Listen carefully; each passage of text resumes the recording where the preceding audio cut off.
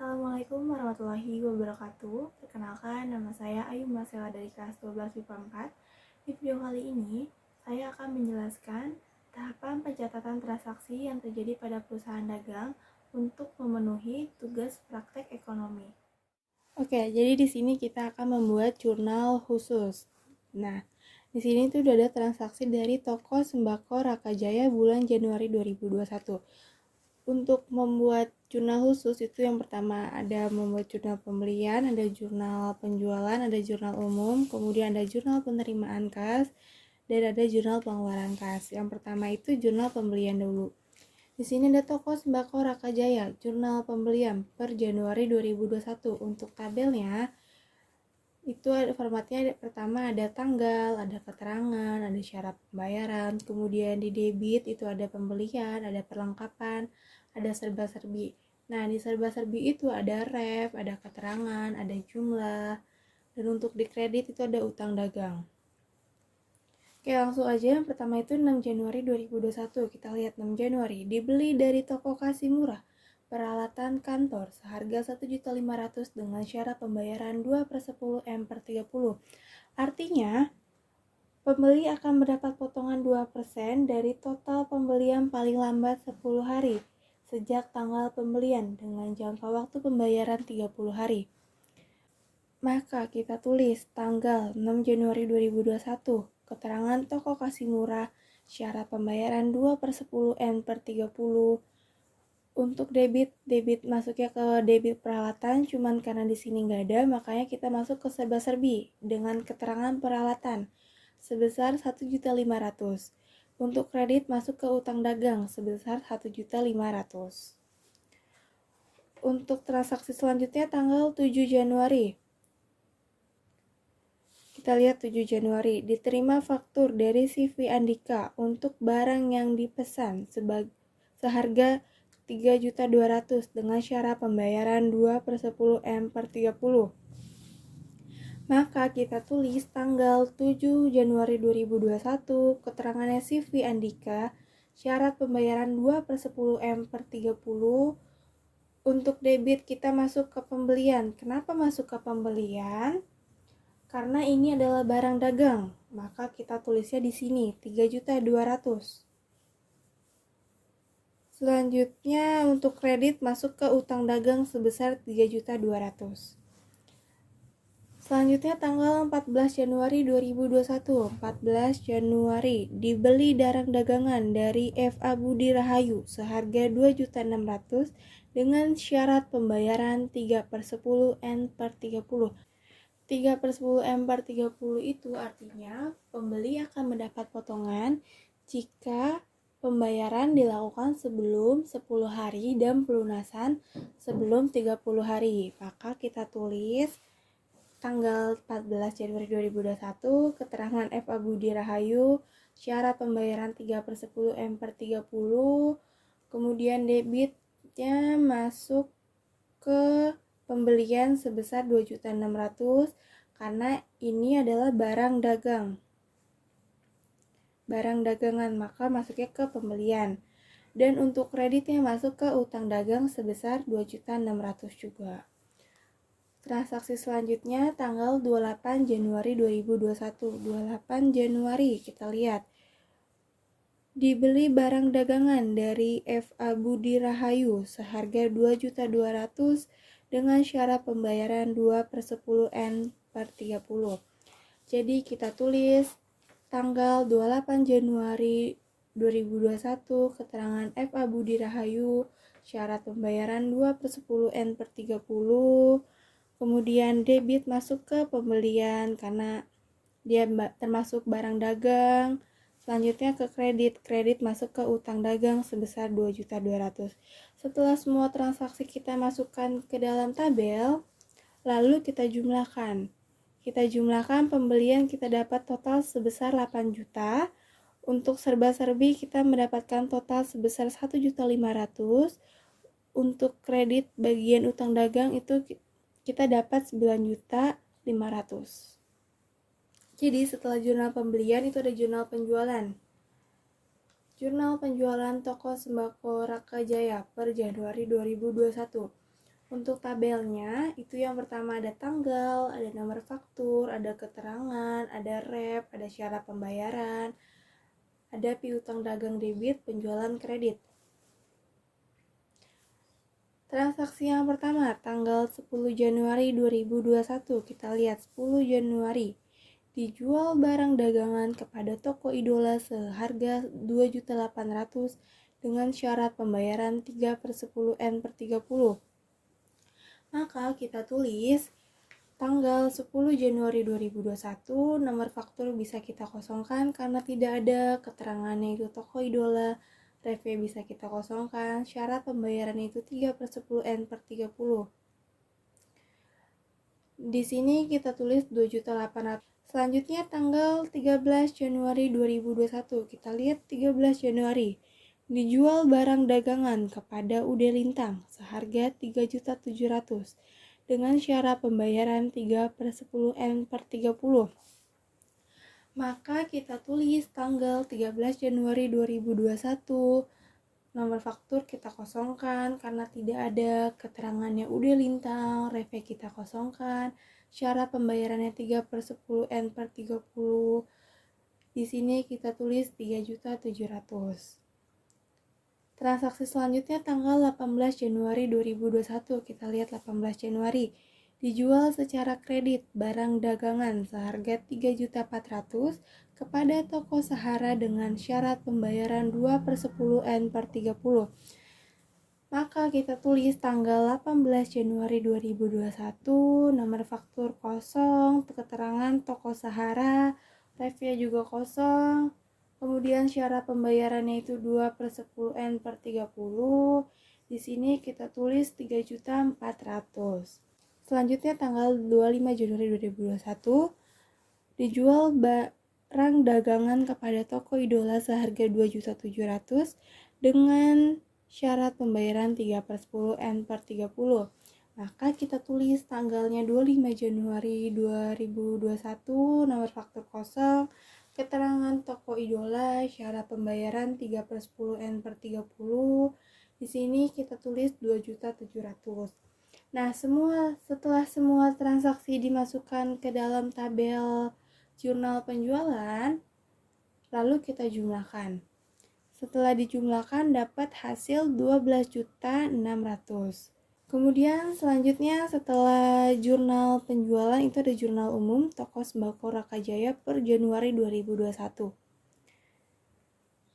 Untuk format tabelnya yang pertama ada tanggal, yang kedua ada keterangan, yang ketiga ada ref, yang keempat ada debit, dan yang kelima ada kredit. Yang pertama 9 Januari 2021, kita lihat 9 Januari, itu dikirim nota debit secara CV Andika untuk barang yang dikirim kembali karena rusak seharga 1 juta. Maka nota debit itu retum pembelian barang yang sudah dibeli dan kita kembalikan.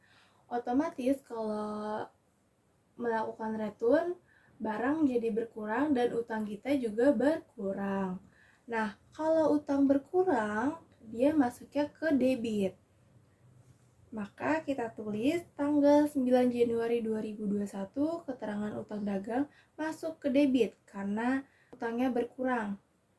Selanjutnya untuk retur pembelian itu masuk ke kredit sebesar 1 juta. Karena ini ada hubungannya dengan utang dagang, maka harus kita kasih keterangan. Keterangannya apa? Kita lihat tanggal 9 tadi mana. Ini ada CV Andika, berarti kita tulis CV Andika. Selanjutnya tanggal 16, kita lihat 16. Diterima kembali barang yang dijual tanggal 13 Januari seharga 200.000. Menerima barang yang sudah dijual, berarti itu dia return penjualan. Barang bertambah, jadi return ada di sebelah, ada di debit, dan untuk piutang ada di kredit. Maka kita tulis tanggal 16 Januari 2021, keterangan return penjualan masuk ke debit sebesar 200, kemudian untuk piutang dagang masuk ke kredit sebesar 200.000. Nah, untuk keterangannya kita lihat dulu, mana tadi 16 Januari. Diterima kembali barang yang sudah dijual tanggal 13 Januari. Kita lihat tanggal 13. Tanggal 13 dijual barang dagangan kepada Ude Lintang seharga 3.700.000. Berarti di sini kita kasih keterangan Ude Lintang karena di sini terteranya Ude Lintang. Setelah semua transaksi kita masukkan ke jurnal umum, jangan lupa untuk dijumlahkan. Untuk di debit dapat hasilnya sebesar 1.200.000, di kredit dapat hasilnya 1.200.000 juga. Setelah jurnal umum, di sini ada jurnal penerimaan kas toko sembako Rakajaya per Januari 2021. Untuk format tabelnya, yang pertama ada tanggal, ada keterangan, ada ref, di debit itu ada kas, ada potongan penjualan. Kemudian di kredit itu ada piutang dagang, ada penjualan, ada serba-serbi. Nah, di serba-serbi itu ada ref, ada keterangan, dan ada jumlah. Langsung aja tanggal 1 Januari 2021, kita lihat 1 Januari. 1 Januari itu Tuan Raka menyetorkan uang tunai sebagai penambah modal sebesar 10 juta. Maka kita tulis tanggal 1 Januari 2021 keterangannya penambahan ekuitas karena Tuan Raka menyetorkan uang. Berarti modalnya bertambah, kasnya juga bertambah. Maka di debitnya masuk ke kas sebesar 10 juta rupiah. Untuk kreditnya masuk ke serba-serbi dengan keterangan modal 10 juta rupiah. Selanjutnya tanggal 11 Januari, kita lihat 11 Januari itu dijual secara tunai barang dagangan seharga 1 juta. Maka kita tulis tanggal 11 Januari 2021, keterangannya bisa tidak kita tulis karena di sini kurang jelas keterangannya. Refnya juga kita kosongkan. Kemudian karena dia menjual tunai berarti dapat uang. Nah, makanya di debit kita pilih kas sebesar 1 juta. Dan untuk kredit masuk ke penjualan karena dia menerima uang dari hasil penjualan. Oke, selanjutnya tanggal 19 Januari 2021. Kita lihat 19 Januari. Diterima pembayaran transaksi tanggal 10 Januari. Kita lihat nih 10 Januari itu ada apa? Tanggal 10 Januari itu dijual barang dagangan kepada toko idola seharga 2.800.000 dengan syarat pembayaran 3/10 M per 30. Jadi maksud 3/10 M per 30 itu dia akan mendapat potongan apabila pembayarannya dilakukan sebelum 10 hari dan pelunasannya sebelum 30 hari. Lalu kita lihat dari tanggal 19 ke 10 itu kurang atau lebih dari 10 hari. Jika kurang dia mendapatkan 3%. Ternyata kurang, berarti dia mendapatkan potongan sebesar 3%. Cara ngitungnya 3% dikali 2.800.000. Maka hasilnya akan mendapatkan 84.000. Nanti setelah dapat potongan baru 2.800.000 dikurang 84.000, hasilnya 2.716.000. Maka bisa kita tulis tanggal 19 Januari 2021, keterangan toko idola, debitnya itu 2.716.000 dapat dari 2.800.000 dikurang 84. Kemudian potongan penjualannya itu dapat 84.000. 84.000 itu dapat dari 3% dikali 2.800.000. Kreditnya kita pilih piutang karena toko idola itu melunasi utangnya. Piutang berkurang, maka kreditnya ada di piutang dagang sebesar 2.800.000. Kemudian selanjutnya tanggal 22 Januari 2021. Kita lihat 22 Januari. Diterima pembayaran transaksi tanggal 13 Januari. Kita lihat 13 Januari, dijual barang dagangan kepada Ude Lintang seharga 3.700.000 dengan cara pembayaran 3/10 N/30. Nah, sepertinya si Ude Lintang ini ada return penjualan. Mari kita lihat di jurnal umum. Ternyata benar, di tanggal 16 Ude Lintang itu ada return penjualan. Maka returnnya kita kurangkan dulu. 3.700.000 dikurangi dengan 200, maka hasilnya 3.500.000. Nah, tanggal 13 ini menjual kepada Ude Lintang, tanggal 16-nya itu Ude mengembalikan 200.000. Berarti piutang Ude itu sebesar 3.500.000. Nah, karena dari tanggal 13 ke tanggal 22 itu kurang dari 10 hari, maka ia mendapat potongan sebesar 3%. Nah, cara ngitungnya itu 3.500.000 dikali 3% hasilnya 105.000. Nah, setelah itu baru 3.500.000 dikurangi oleh 105.000, hasilnya 3.395.000. Kenapa ininya bukan 3.700.000 lagi? Seperti yang ada di transaksinya, karena 3.700.000 itu sudah dikurangi oleh 200. Karena si Ude Lintang ini melakukan return sebesar 200. Untuk cara penulisannya, berarti tanggal 22 Januari 2021 keterangan Ude Lintang untuk debit itu sebesar 3.395.000 dan untuk potongan penjual itu 105.000, dapat dari 3% dikali 3.500.000. Dan untuk kreditnya itu masuk ke piutang dagang sebesar 3.500.000. Selanjutnya tanggal 23 Januari 2021, kita lihat 23 Januari. Diterima uang tunai pembayaran pelunasan tanggal 18 Januari. Kita lihat 18 Januari, dijual secara kredit barang dagangan seharga 3.400.000 kepada toko Sahara dengan syarat pembayaran 2/10 N/30. Nah, kita lihat dari tanggal 23 ke tanggal 18. Apakah dia kurang atau lebih dari 10 hari? 23 ke 18 ternyata kurang dari 10 hari, maka dia mendapatkan potongan sebesar 2%.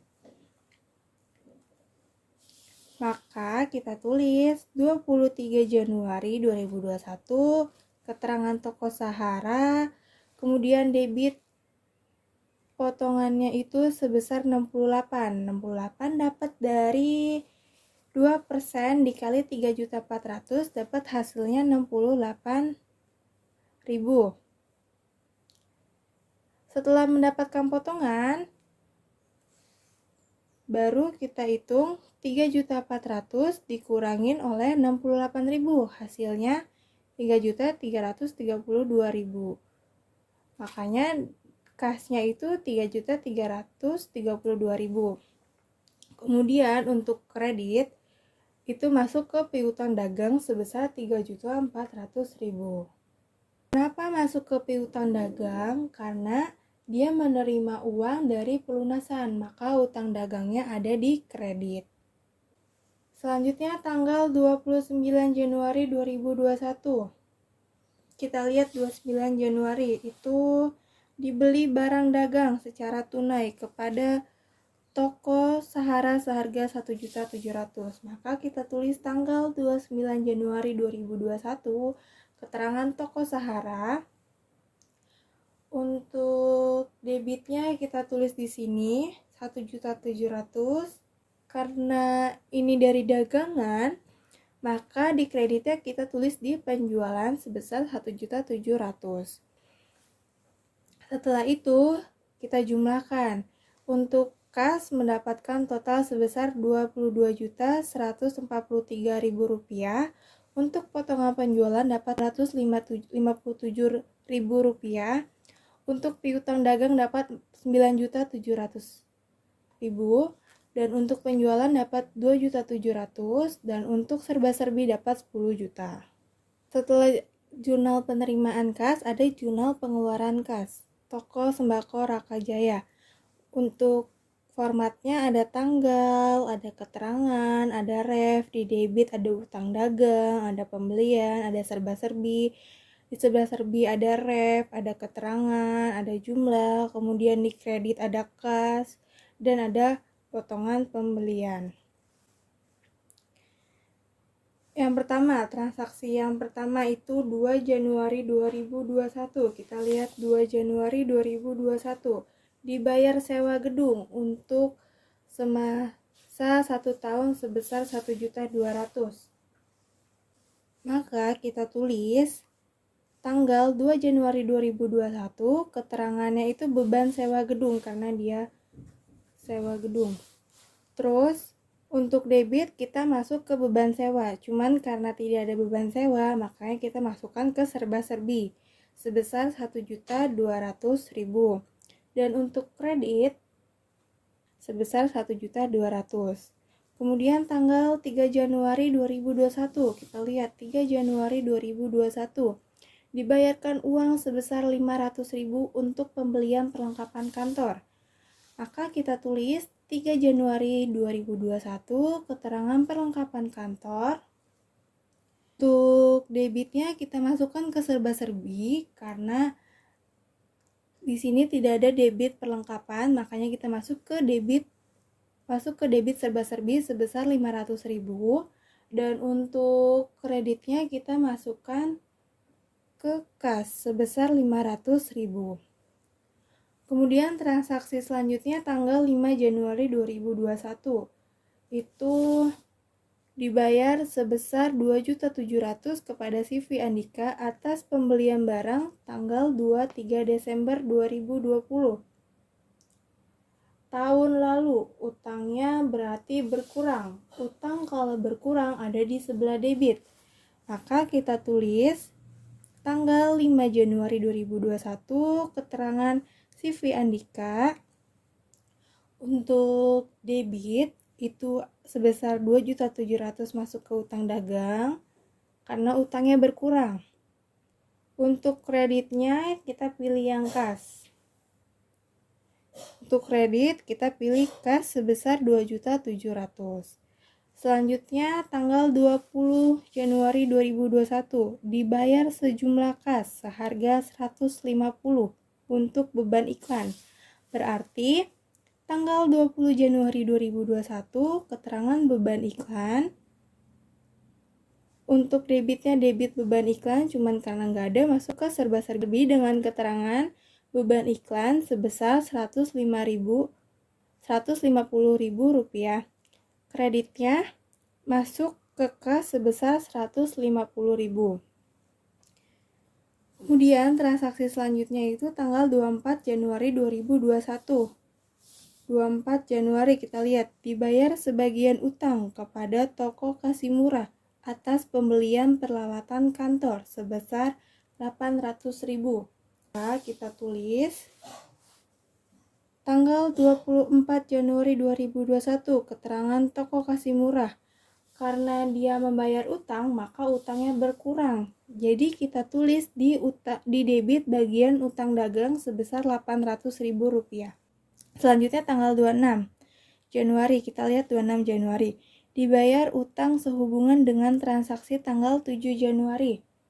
Kita lihat tanggal 7 Januari, diterima faktur dari CV Andika untuk barang yang dipesan seharga 3.200.000 dengan cara pembayaran 2/10 N/30. Sepertinya si CV Andika ini ada return. Kita lihat di jurnal umum apakah benar. Ternyata benar. Si CV Andika itu ada return. Itu dia mengembalikan barang yang sudah dibeli. Berarti utang kita jadi 2.200.000. Karena lebih dari 10 hari, maka dia tidak mendapatkan potongan. Jadi kita tulis 26 Januari 2021, keterangan CV Andika, debit masuk ke utang dagang sebesar 2.200.000, kredit masuk ke kas sebesar 2.200.000. Selanjutnya tanggal 30 Januari dibayar sebesar 1.200.000 untuk gaji karyawan. Berarti tanggal 30 Januari 2021 keterangan gaji karyawan. Untuk debit itu debit beban gaji, cuman karena nggak ada masuk ke serba-serbi sebesar 1.200.000 dan kredit masuk ke kas sebesar 1.200.000. Januari 2021 itu dibayar tunai untuk macam-macam beban sebesar 150. Maka kita tulis tanggal 31 Januari 2021, keterangan juga kita kosongkan, tidak apa-apa. Kemudian untuk debit kita tulis beban macam-macam sebesar 150, untuk kredit ada di kas sebesar 150. Lalu kita jumlahkan, di utang dagang dapat 5.700.000, di serba-serbi kita dapat 3.200.000, dan untuk di kas kredit itu ada 8.900.000. Mungkin segitu dulu aja pembahasan dari saya. Kurang lebihnya mohon maaf. Wassalamualaikum warahmatullahi wabarakatuh.